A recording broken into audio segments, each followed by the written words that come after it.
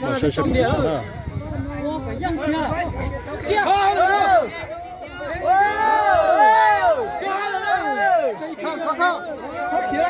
nữa.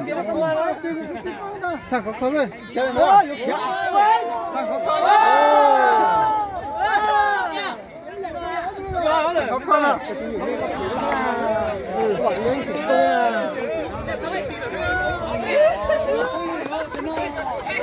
Sang khó rồi.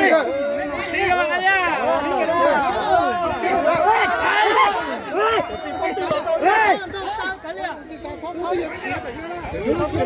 Chỉ đó là nè, chỉ là tụi con chạy đá phải đó rồi. Cho được.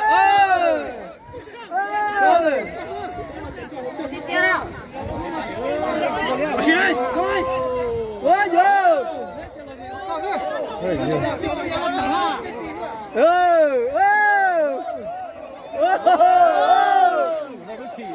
Đi chỉ có cái gì là hồ. Có tao nói đến trong té.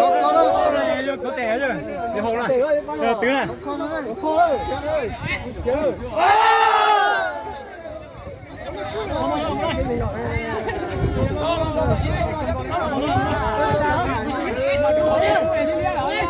Một cái lia chẳng có nữa. Nông tả. Nông tả.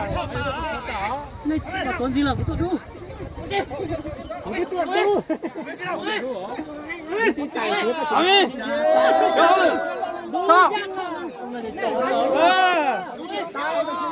Sai ta xin lỗi. Sai na. Đừng phá lại đó. Đừng phá đó.